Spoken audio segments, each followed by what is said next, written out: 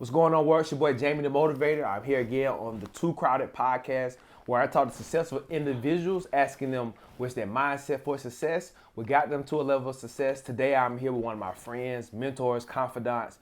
I talk to this guy about every single thing going on in life, my successes, my wins, my losses, and I thought it'd be fitting to bring him on to today's podcast.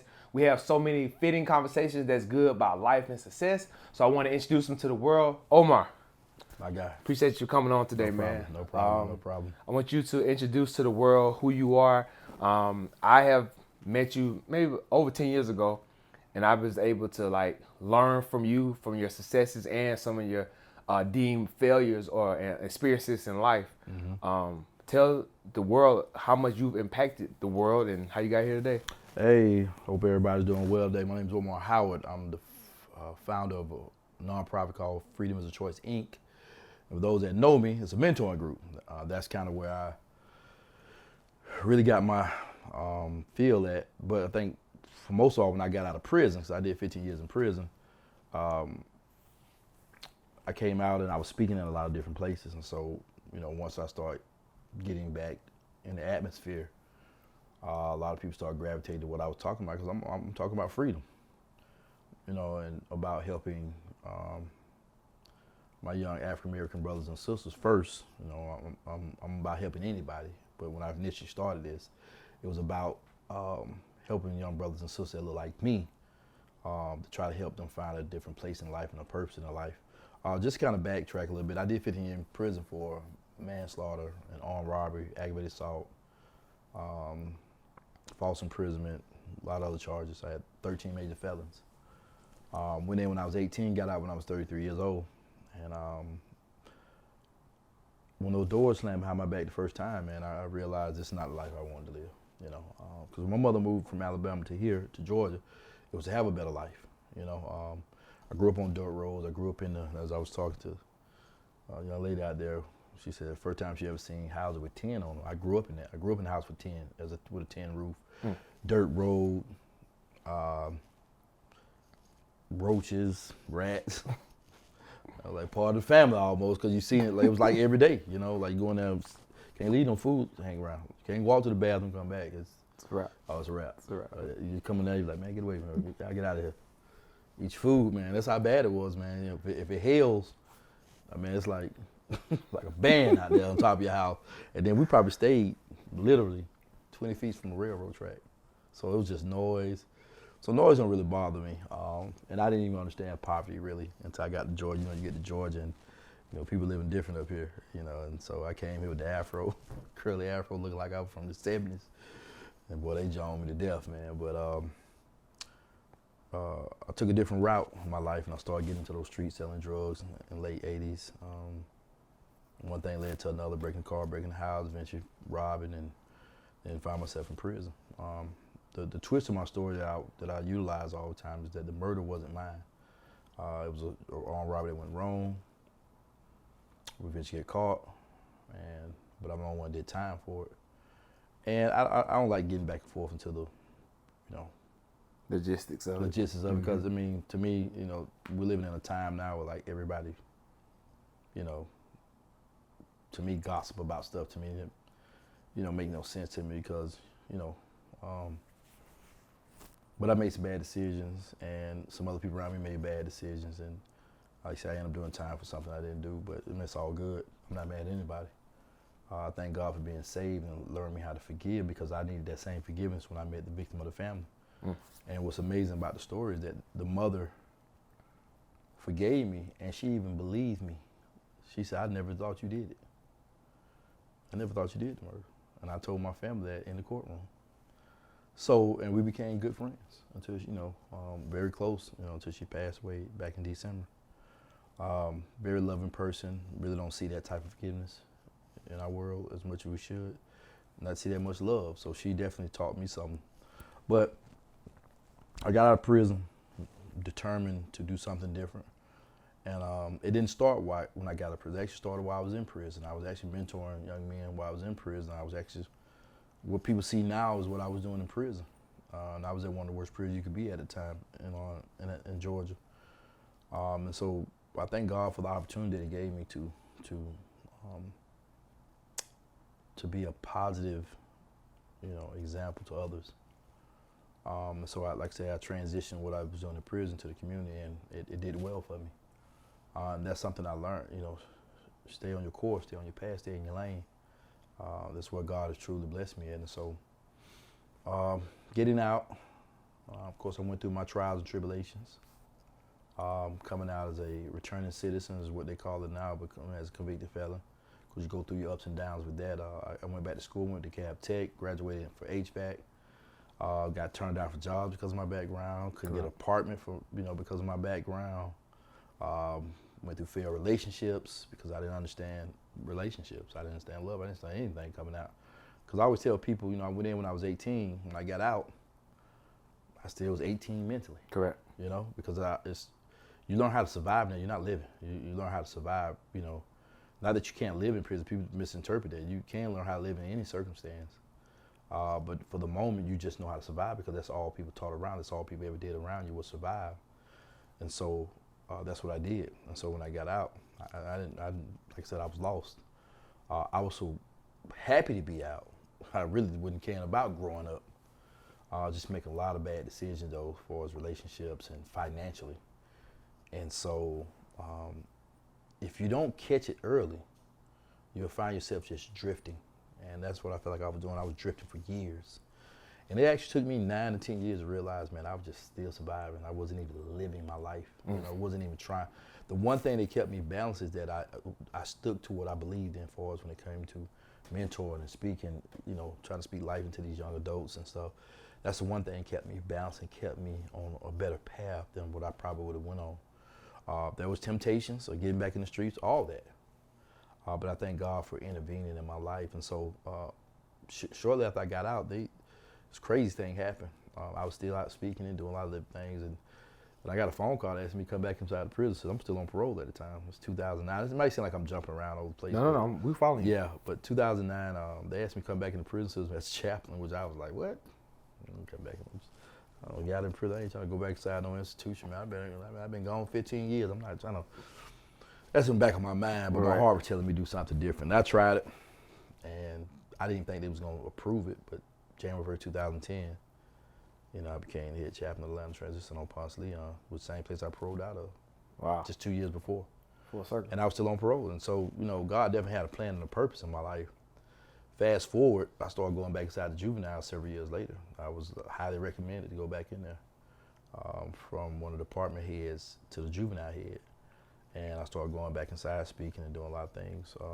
The juvenile in like 2012, 13, 14, something like that. And the more I began to grow, the more I began to, constantly, pray about things that I wanted to do. 2016, 17, I came out with a book, which did real good. It's called the Omar Howard story. Initially, when it first came out, it was just the Omar Howard story. And then, I had to add something that was already on my heart. So it's the Omar Howard story. It's all in the name because my name means actually everything I'm doing now, my name means that. It's crazy. And I never forget reading that night, 2016, January 1st, as I'm trying to complete this book, because I had to be on the Yana Van Zant, because I was actually invited to be on the Yana Van Zant book. I mean, a show, but I was like, it was a great opportunity for me because my book was about to come out as well.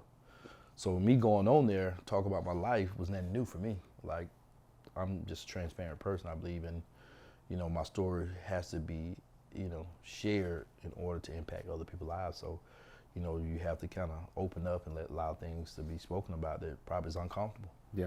But your uncomfortable will also make sure other people are not uncomfortable, make sure people heal, or maybe people find the strength to stand up against certain things or not do certain things. So that happened, and I never forget January 1st, 2016, 12:01, fireworks going off, and I'm researching my name because I wanted to add it to my book, and I never forget, Omar means long live, eloquent, and gifted speaker. And it blew my mind, man. Like, I swear, man, I cried for about an hour. Like, I couldn't stop crying because I was just like, God,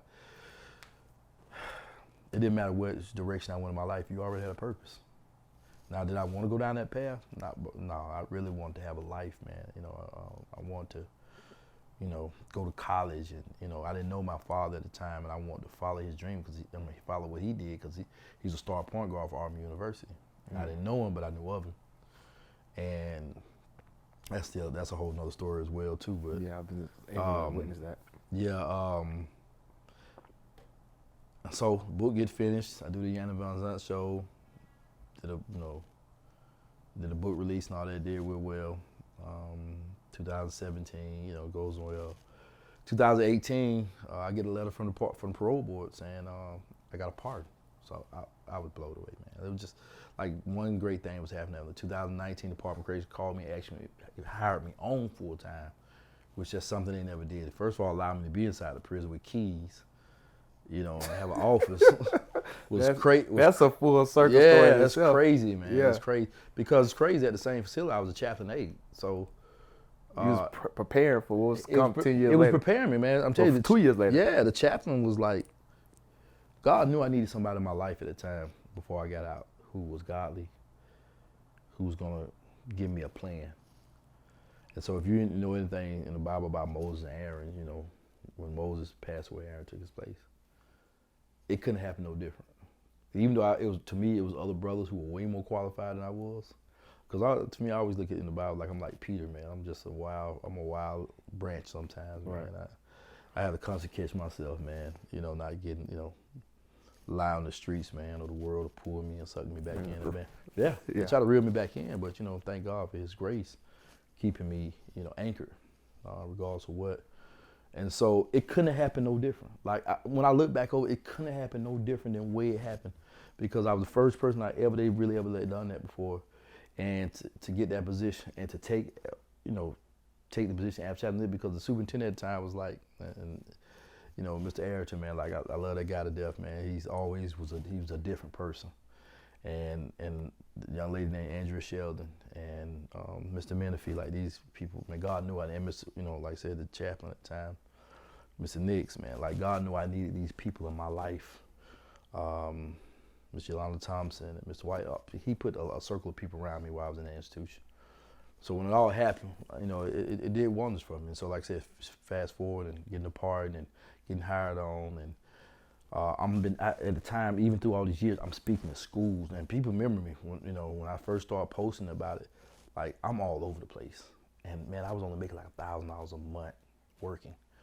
But God never let me go without eating or putting gas or paying my bills. Cause it's crazy, because I had to move back with my mom for like 6 years. And then, oh man, I hated it. And sometimes you hate it for the wrong reason. But when I look back, every time I look back at why things happen, I'm like, God, you just say, man, hey, you got it. You got to go home. You're setting up the story. Because I lost my job. I got laid off my job. And so me having a background, I couldn't get no apartment. So me moving back in with my mom was like a great situation because my bills wasn't that high. I only had one bill, rent. Of course, you gave more for other little bills, but my mom was going through stuff at the time. Her and my stepdad was going through stuff at the time. So, it all just worked out for us, as much as I didn't like it at the time. But it was all for the wrong reason, me not liking it. So when I look back, God, you already knew. So I graduated from school, didn't get no job, couldn't get no place to live. And then finally, once, as I'm working with this other nonprofit, they started paying me enough where I could maintain myself. And that's when, other doors started opening up. Like I said, I couldn't get no apartment. It's crazy. But somebody let me purchase a condo. It's crazy. God said, I just see God now, I'm not going to let you rent an apartment. I'm going to let you purchase. And so it worked out for me. So I got a condo in 2017, I think, something like that.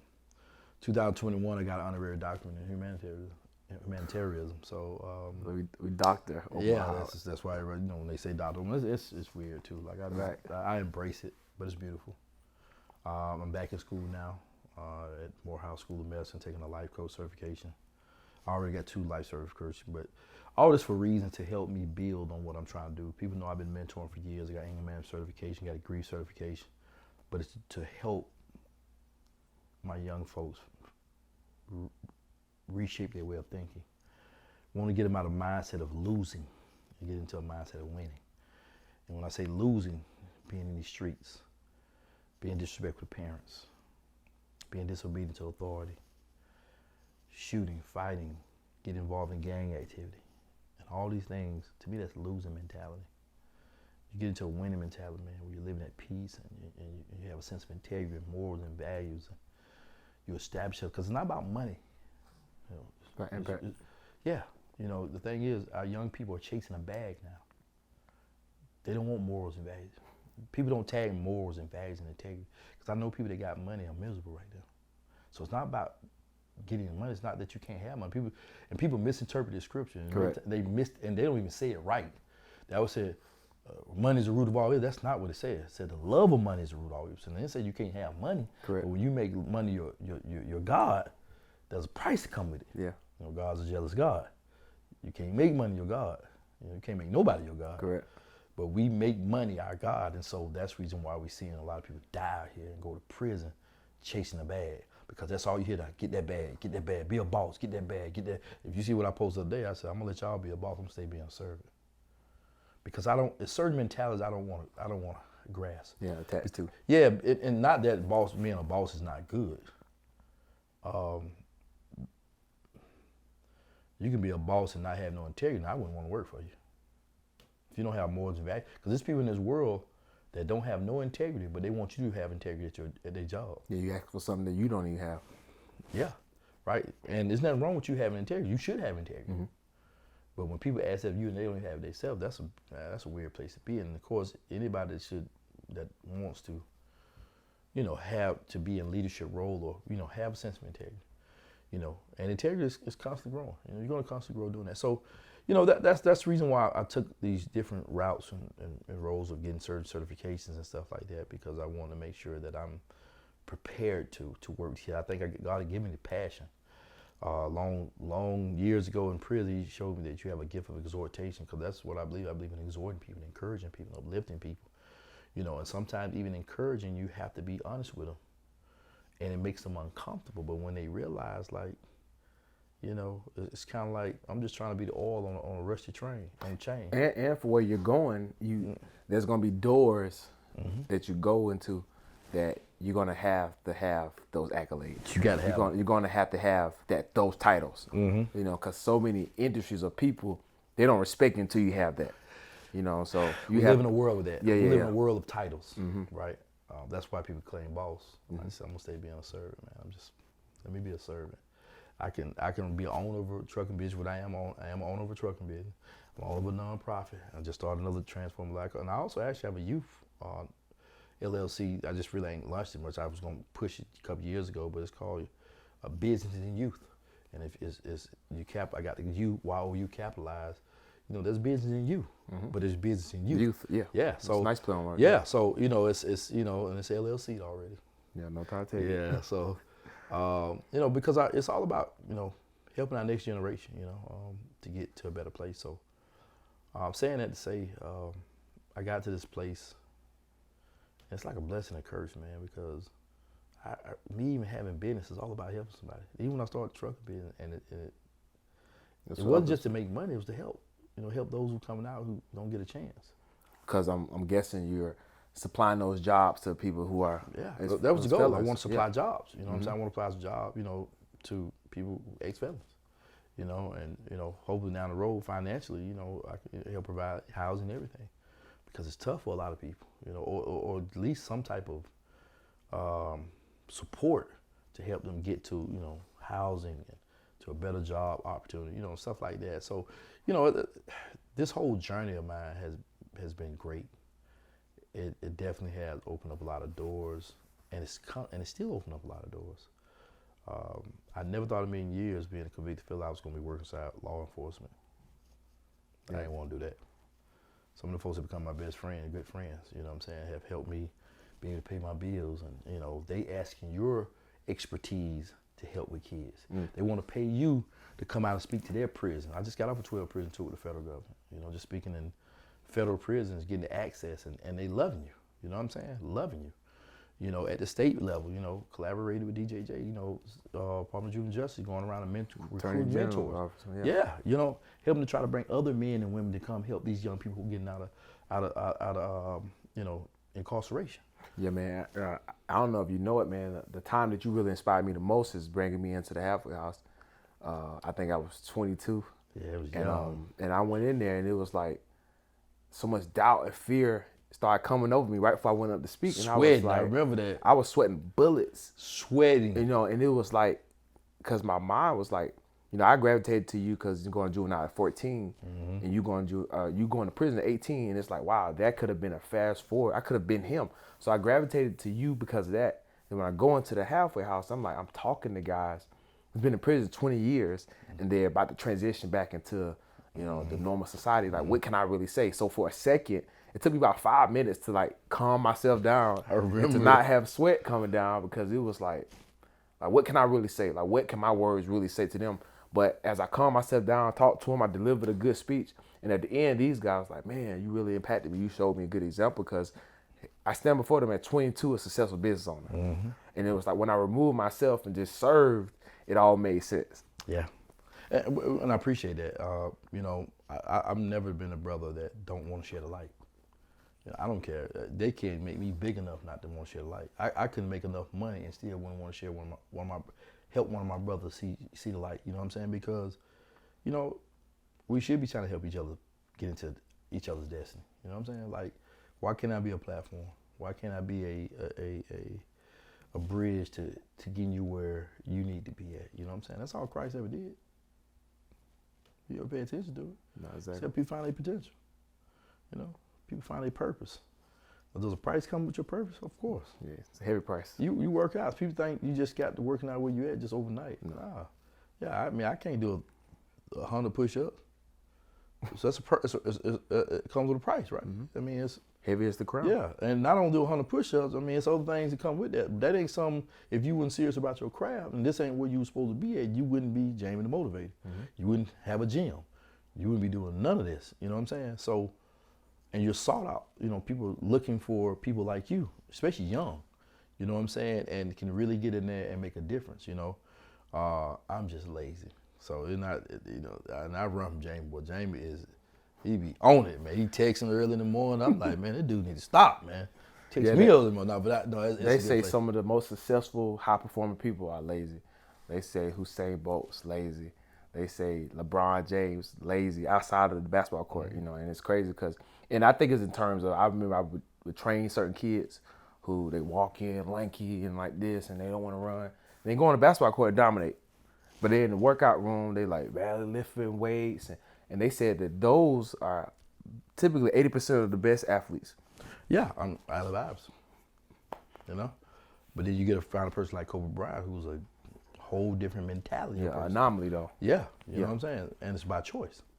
You know, you have to choose, you know, you have to choose these patterns. And a lot of it comes from culturally. A lot of it comes from right in the house. The reason why some of us perform the way we do. A lot of us don't read because we didn't see it in the house. Correct. Right? So saying all that to say, because I know there was other questions, man, but just, you know, that was my journey of getting to where I'm at, you know, and you know, I'm learning in so many ways to just let God do what he do in your life. I'm grateful for the journey. I hated that I went through it. God knows I do. I hate some of the choices, and I thank God that he took my choice and made something out of it. He could let me die. Right. Right? So we both seen those examples. Yeah, I see it every day. Yeah. Kids, you know, ain't even making it. Kids hoping to make to 18 now. They ain't talking about 24, 25. They hoping to make to 18. Yeah, man, I tell everybody to this day, one of my closest friends in 2004 was a guy by the name of Murder Man. Murder Man, you know, committed a murder, armed robbery, kidnapping, larceny at 15. You know, Murder Man get out in 2030. You know, so that's like from 2004. You know, I haven't talked to him since then. You know, so who knows if he's even still alive. Yeah, because friendship is horrible, right? Yeah, so it's like you go in, you're not really getting rehabilitated like that. Or it's so hard to, and it's like it's not cool to get rehabilitated. It's not cool to go in there not fighting and stuff like that. So he could have just became more of a product of his environment, and who knows if he'll be. And it's easy. Yeah, it's easy to get in prison and become a product. No different than people out here on the streets when you embrace certain lifestyles. You know, become a product of it. So, but you know, I want to bring it in full circle. We're talking to 18-year-old who's on that journey, and what did you say to him? And now, 18 plus years later, having a partner and going down that path, what do you say to that 18-year-old, male or female? Before they get incarcerated? Yeah, before. Oh, well, my goal is this, man, know your value. That I know the world is encouraging you to chase the bag, but chase life, know your worth, don't let nobody dictate your life before because people don't realize it becomes a pattern of dictating. You let the streets dictate you, then somebody in prison gonna dictate your life. Whether it's an officer, whether it's the politics of the prison. And then when you get out, you could be on all this parole or probation, somebody still dictating your life. Man, your government. Yeah, it's not even the government. You know what I'm saying? Certain things, we have to, when we look in the mirror, we have to realize the value that we have. And that there's a better life than what some of the things that people offer you. Yeah, you may see people walking around with pockets full of money, jewelry, cars. You may see these rappers and these athletes floss, and this is where we get in trouble at. Because it's only our culture that does this, it seems like it. We floss all the money, all the jewelry, $1 for jewelry on, and all the cars. And I've been around rich people, man, that don't even drive them cars. Yeah, because for them it doesn't even matter. It's just yeah, they sell it to other people who think it matter. And yeah, we got to change everything. So I just want to encourage young people to love yourself enough to not put yourself in harm's way. Stop hurting the people that care about you. Because some of you become, and I did it, some of you become more loyal to the streets than the people who actually care about you, right? Don't let the streets give you this false sense of love that it really doesn't have. The streets doesn't lose battles. It's always undefeated. They're undefeated. The streets undefeated. Whether you get shot, whether you get killed, whether you go to jail, whether you go to prison, whether you get probation. One thing that people don't say, the streets also make you lose a lot of time. For no reason. Yeah, man, one thing you can't never get back is time. So all them years that you sit out there trying to sell drugs or hanging out with the homies or hanging out with the homegirls or, fighting or shootouts and, you trying to be the big homie of the neighborhood or the community or you trying to be the big dope boy or the big robber, you're losing a lot of time. Time that you can't get back. Yeah. And in some cases, you lose your life and your freedom, right? So look in that mirror and realize the value and the worth that you have. Like, be the next, and I know we always talk about being an athlete. So if you want to be a basketball player, be the next basketball player, be the next football player, hockey player, chop, polo, whatever you want to do, a musician. But more than anything, have some integrity. Yeah. Have some morals and values. Add that to your life. And if you add that to your life, you can see yourself in a better place in life. Go to the military, go to trade school, go ask, simple things, just go into the mechanic shop. If you want to be a mechanic, let them know you want to volunteer up here and do some work, So many people miss that, man. Like, oh yeah, every level in life, I'm always asking, how can I volunteer, be a part, and I see. Yeah, back. Yeah. I seen kids yesterday cutting grass with flip-flops on. Wow. I was like, young man, put your shoes. I said, man, don't do that. He said, man, I said, well, young man, you don't know what you may step into. But since you're doing this yard up here, let me pay you to cut my friend's yard. Gave him $20 amount. I said, I'm proud of you, young man. Yeah, because he can be doing anything. Because I hardly ever see kids cut grass anymore. Not just in the neighborhood. Mm. I remember we used to want to do it, try to make a few dollars, $5 here, $10 here. But now it ain't cool no more. Or you got to work too hard for it. Yeah. I think that's the problem. And see, we got to encourage them to take it serious, Put on your boots. Let people know you're ready to work. Yeah. Really, you should have this whole neighborhood locked down. Yeah, and nobody should be able to come in here and do nothing. You got somebody to do clientele. You should have 12 people, 18 School people work a done. month. Yeah, I'm coming. You get all 18 yards in the neighborhood. That's safe to say it's about $2,000 right there. Bro, listen, you can go in there, but see, some of us got to get in there and help these young men orchestrate their life. Yeah. Because when you see that type of potential, see, now you get them flyers, because if it's 3 sections of the community, every week I can get everybody on the same page. Yep. Now the grass is cut. You run that neighborhood. Yep. You're gonna make enough money. Now you got to blow it. Now you know how to take it to the next level. Yep. You ain't just cutting the grass. Now I'm gonna get you, a lawnmower with a bag on, so it'll suck up the grass. Yep. So now you got a pretty yard.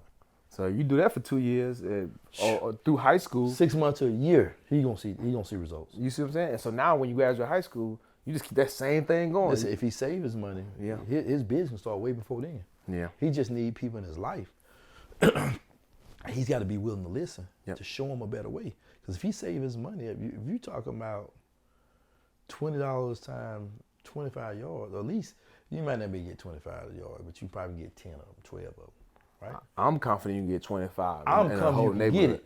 Yeah. If people see what you're doing, Yeah, it's gonna you spread. know what I'm saying? And my thing is, be confident who you are. Like, listen, y'all got an in-house in the neighborhood. I can make sure, every week we're on a schedule. Yep. Because now the community is investing in it. Yep. But see, that's where the parents, that's where you send out letters. See, that's my thing is even going thing. Hey, hire my son on to be the, if they got an HO, hey, let him be the grass cutter. See, now you're able to, young man, create business. Right? Literally. But the community has to invest in our young people. We have to have a village mindset. We don't have a village mindset. Yeah, anymore. it's starting to die around. Yeah, I it think ain't my started, generation been- was the last generation Yeah. of that. Taking a village, because if you acting up in the neighborhood, they was gonna come knock on your door Oh, and tell your parents what was going on. not no more because you got to fight the parents too now. So, Yep. I mean, we're our own demise sometimes. But, to getting back, one thing about God giving me a gift of exhortation is that I want to be positive, man. I want to think positive. You know what I'm saying? I want to think that, like you said, I don't want you to think you get 10. I want you to think you can get all 25 yards. Mm-hmm. Yeah, man. So what's next for you? You got a party. You have 10 years of being successful. The success has been a roller coaster. We talked about that. It's been a roller coaster ride. Because you're still learning how to manage money. There's new levels. Business, Yeah. running nonprofits is a headache. But I just started, just got my office, and right now I'm just through the planning stages, and so I'm about to, where I started a business too called Transforming Lives Coaching and Consulting. So I'm finna use my life coach certification, use my anger management, grief. I use a lot of evidence-based curriculums, and so I'm finna touch bases, doing what I've already doing, and now I'm just adding some more element to it. The next level to me is just really making this work, so I can step into something else, so I can have, multiple streams of income coming in, so I can do more. Getting the grants, getting the the funding, and give these kids exposure at a different place. I'm not about necessarily about numbers. I'm about quality. So I'm trying to make sure that I can position the kids, not only to teach them a value lesson, but maybe even create jobs and opportunity for them to make sure they have jobs. Or at least if some of them going through school, I can help these where they can work on the weekends or work somewhere where they can actually have money. That's what I started my trucking business for. Correct. It didn't work well because I moved too fast. But I stepped back from it, and I'm gonna get right back in it once I get time. Because one thing I learned about us, as we're trying to create these businesses, especially men, sometimes we just got too much on the plate. And I remember one of my partners told me one time, man, he said, learn to complete one task at a time. Feel that Focus cup, on that one task. Let it flow on the Yeah. others. Yeah. Sometimes and when I jumped in the trucking business, I didn't jump into it to learn to be. I jumped because I heard about money. Yeah. And that's what I tell people, man, make sure when you do something, man, make sure you got all your ducks in order, and that you prioritize things, do things the right way, so we won't just be talking about success, we'll be enjoying the abundance of what success Yeah, is. the fruits of the labor. Yeah. I mean, just to say I got a business don't mean I'm successful. Correct. Right? But you want to have a winning mindset, man, because you don't want to just win in business, you want to be winning in life, man. You know what I'm saying? Yeah. Like, want to win in life. You got a son. I want to win in life, man. I want to make sure my son. I feel like that's the ultimate goal. Yeah. It should be a goal. Our goal is to win, man. Like, I don't know about. I'm a competitive person when I need to be. Yeah. So why not be competitive in trying to be successful, and not just on a financial, but eternally. You know what I'm saying? Spiritually. You know what I'm saying? Mentally, because what we're doing is allowing all the issues to cause us to start having mental health issues. You know what I'm saying? And then Relationships. Yeah. Drugs. Yep. All this other stuff. Like I said, you got people with money and going through all that, and they struggle. They empty inside. Oh man, Yeah. they empty, man. They empty. So Yeah, so I always live by a certain mantra that I give to the world.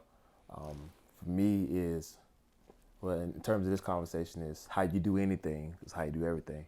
Mm-hmm. And it's like, not doing stuff for the pay, not doing stuff because of how it feels or how cool it is, but doing things because you know that same energy is the process and the formula to get you to other things that help you be successful. Yeah. What's one of your mantras of success?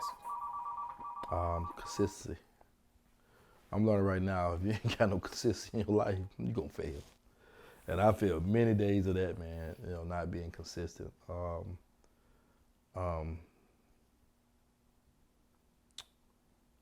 Your shirt is one of them. Trust the process. There's a lot of pain come with process, man. That's big. And we can't run every time we feel a little pain.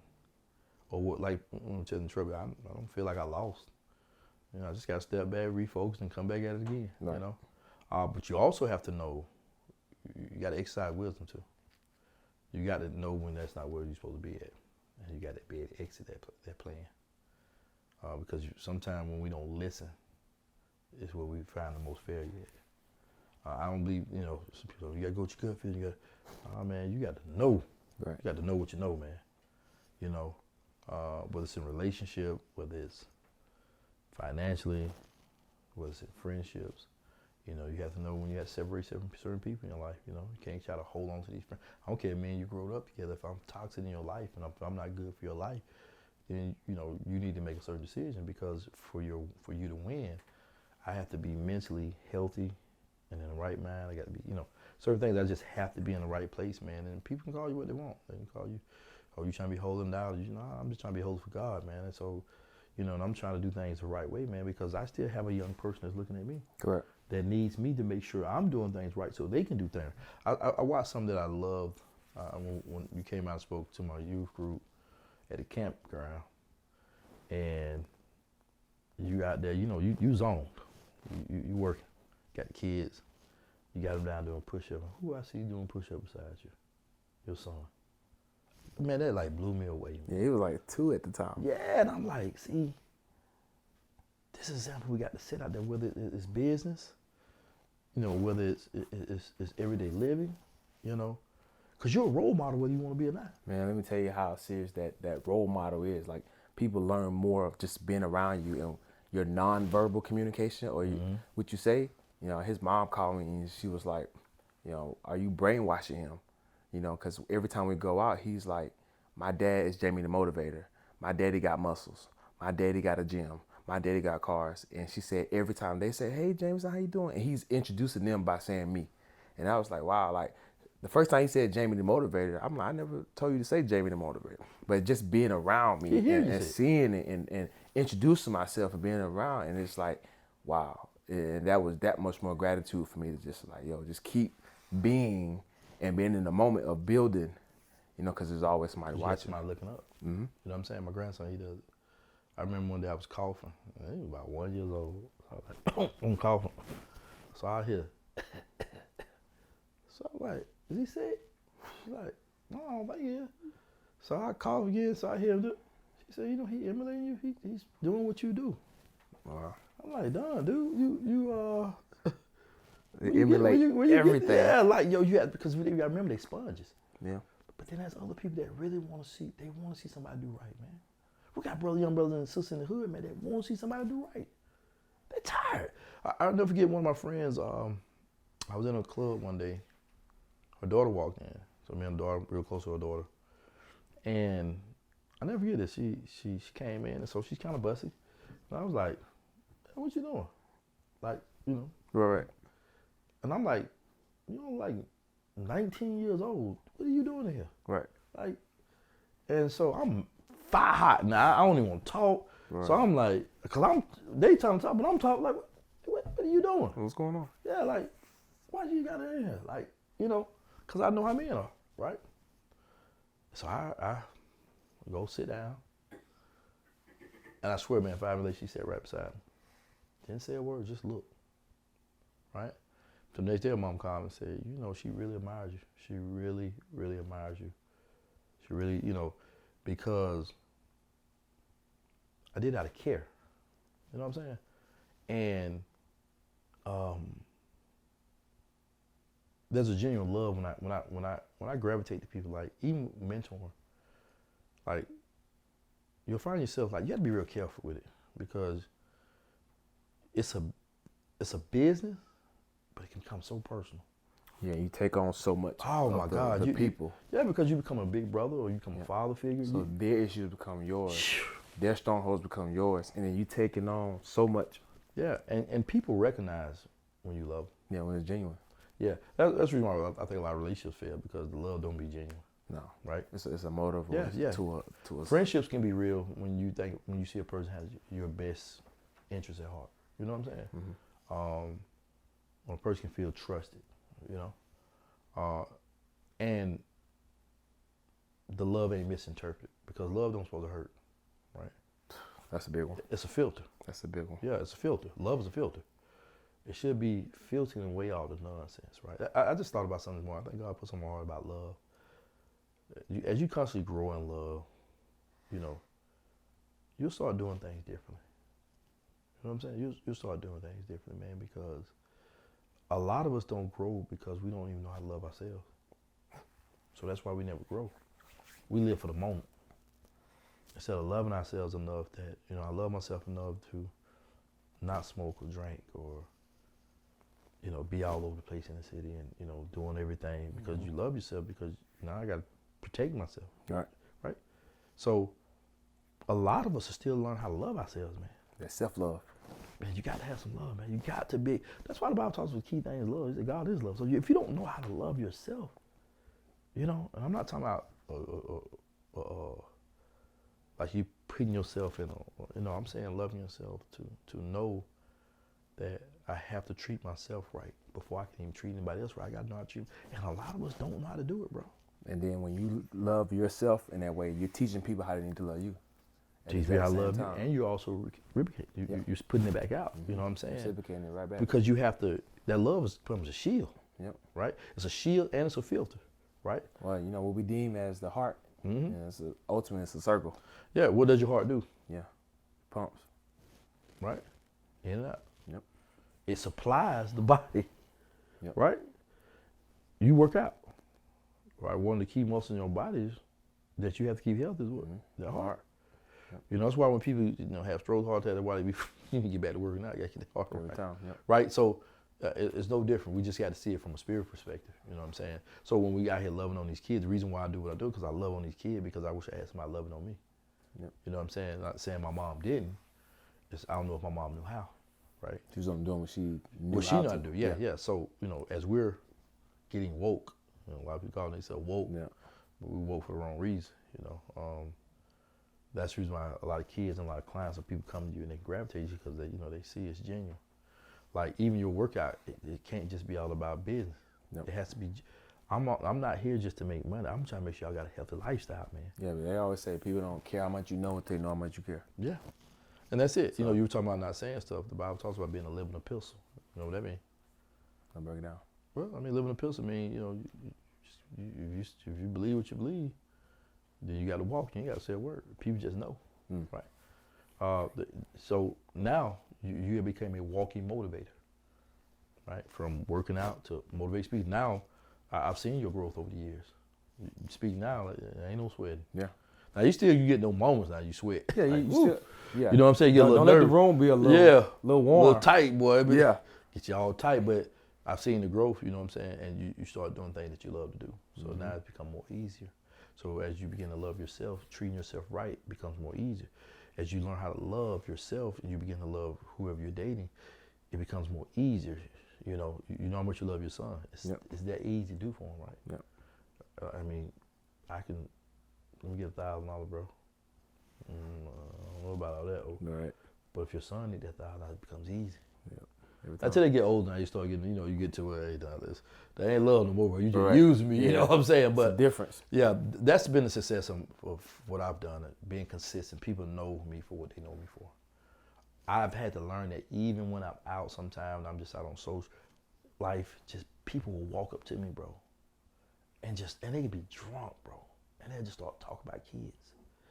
And one time I used to get frustrated. They still frustrate me sometimes, but I had to realize when you put yourself out there to be an answer. Yeah, people gonna hold you accountable, but they no not matter even where you at. Yeah, I'm talking about and you just become the filter. You become the filter. The filter for what that looks like. So no matter where they at, they associate you with that.